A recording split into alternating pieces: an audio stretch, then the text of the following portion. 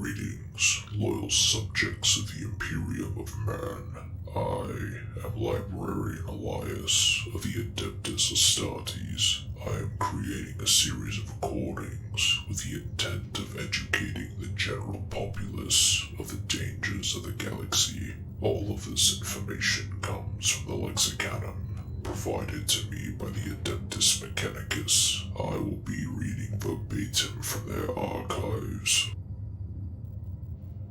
This recording will cover one of the many foes the Imperium has, the Necron shock troops known as Necron Immortals. Necron Immortals are the shock troops of the Necron army. In the time before the biotransference, they were the soldiers of the Necrontia civilization, battle-hardened veterans who were born anew into tireless metal bodies. While their forms lack much in the way of the strength and complexity of their superiors, the Immortals were given bodies that were better constructed and armored than their smaller Necron Warrior brethren, and were equipped with superior weapons. Furthermore, Immortals had retained the ability to talk, albeit in a flat, emotionless tone, all the better to issue orders to warriors and relay reports to their superiors. They rarely speak in other situations, remaining silent when faced with concepts beyond their understanding.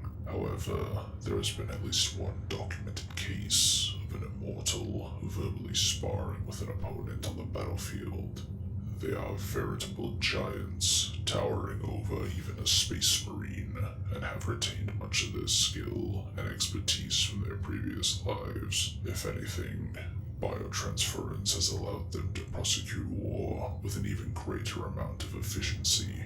Unlike the Necron Warrior, who will fall back on defensive protocols should it be without orders, an Immortal will strive for victory using every tactic and strategy at its disposal. If left to its own devices, an Immortal is incapable of adapting to new modes of warfare, but war has, even with technological advancements, remained the same across the eons, and an Immortal is seldom baffled in this manner.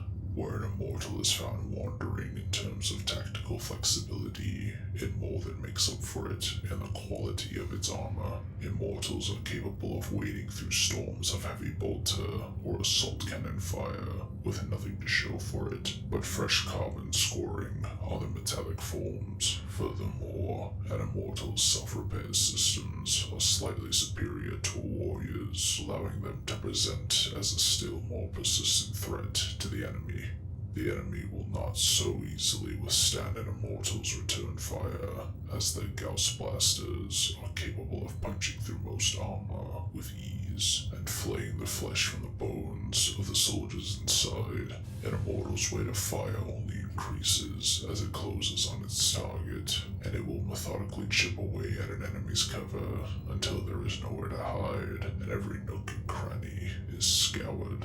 Necron Immortals are either armed with Gauss blasters or Tesla carbines, and usually take to the field in units of 5 to 10 Immortals. There are two known subtypes of Immortals. The first is Immortal Guardians. Immortal Guardians retain a higher level of individuality after the biotransference and can employ a number of strategies even without command. The firepower makes them deadly in close to mid-range engagements. And then the Despotex. Despotex are senior-level Immortals that serve as both a mouthpiece and an enforcer for Cryptex. In battle, they serve as a strategic conduit for other Necrons and are superb warriors in their own right. This concludes the information regarding Necron Immortals. More in-depth information regarding them